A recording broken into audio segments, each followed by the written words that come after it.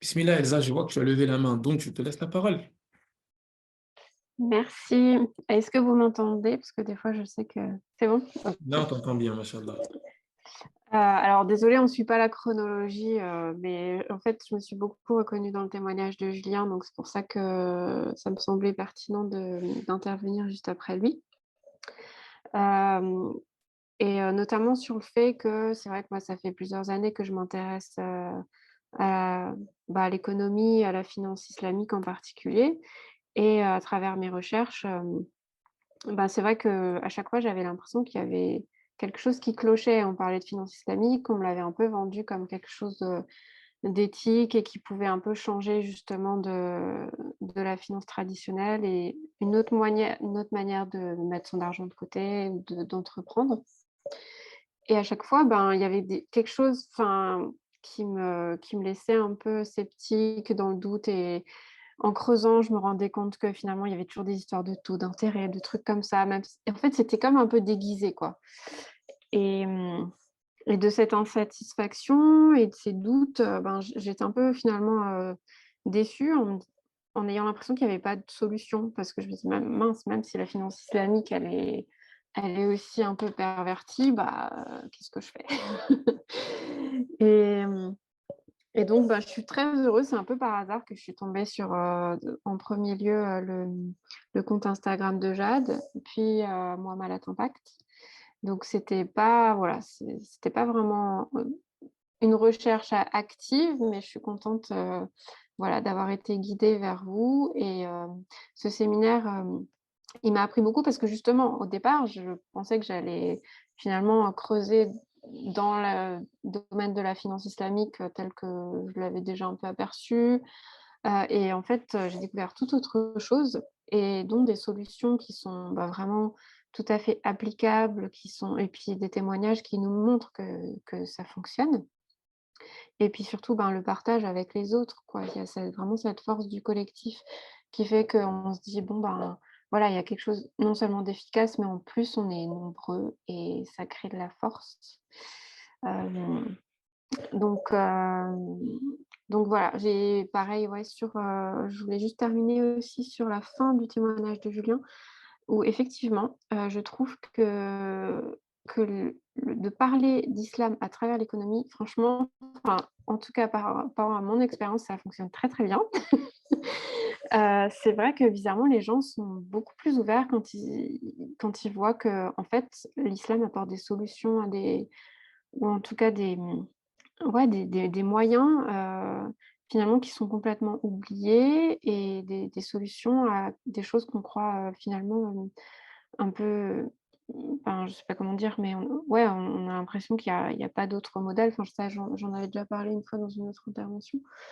Mais c'est vrai que quand moi j'en parle à travers ça, et puis des documents aussi, des choses que j'ai trouvées lors de mes recherches, notamment un texte, je sais pas si, genre, je vais pas le résumer ou quoi, mais en tout cas, je suis tombée dessus un peu par hasard lors d'un voyage en Algérie. C'est un tout petit bouquin, en fait, qui s'appelle, enfin, c'est plutôt un texte, Analyse de la mystique économique de l'islam ou le péché d'intérêt, et écrit par Olivier Giscard d'Estaing, donc le frère de l'ancien président de la République.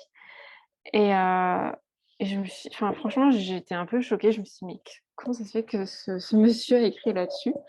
Et en fait, le fait que ce soit quelqu'un alors déjà, qui vienne de l'aristocratie française, un monsieur âgé, frère d'un ancien président de la République, et je me suis dit, ah ouais, mais là, en fait, il y a un truc qui peut accrocher même les personnes qui sont complètement opposées à l'islam, qui ont des gros préjugés. Et ben en fait, avec avec l'appui de ce genre de textes écrits par des non-musulmans,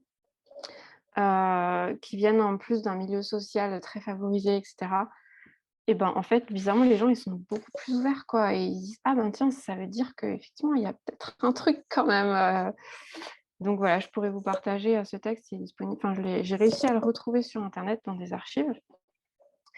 Et effectivement, voilà, je pense qu'il y a, si on arrive tous et toutes à mettre en commun aussi nos sources ou des textes, des recherches, et ben ça peut apporter vraiment un témoignage et enfin un appui quoi, appuyer notre démarche. Et en tout cas, c'est vrai que dans mon entourage, ben, je vois que ça fonctionne et les gens, ils s'éveillent petit à petit et ils, mmh, ils voient aussi l'islam à travers un autre prisme. Voilà, c'est pas uniquement l'aspect, religieux, dogmatique, il y a d'autres choses. Donc voilà, si ça vous intéresse, je pourrais vous envoyer ce texte et n'hésitez pas aussi à envoyer les autres si vous en avez, ça m'intéresse beaucoup. Voilà. Mashallah, Elsa, extraordinaire. Euh, Alhamdulillah, merci beaucoup pour ce témoignage. Et oui, ce texte, on le veut, on veut le lire.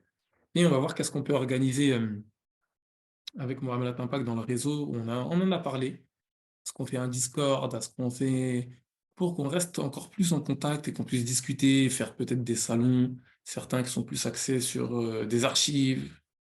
Parce qu'avec Dr. Adi Setia, moi je vous dis, j'ai fait un cours avec lui totalement en anglais, etc. Et sans cesse, il nous envoie des archives en anglais, enfin, du, des, des études universitaires, des écrits sur la permaculture, sur l'économie en islam, et à foison. Et donc peut-être qu'on peut nous aussi faire un espèce de... On verra si on fait un salon, peut-être sur Discord ou autre, faudra qu'on détermine quel sera le mieux pour que lorsqu'on veut parler, par exemple, livres, références, etc., il y a ce salon qui est fait pour ça. Lorsqu'on veut parler plus investissement ensemble ou autre chose ou projet, on peut parler de ça. Lorsqu'on veut parler, bon, on va voir comment.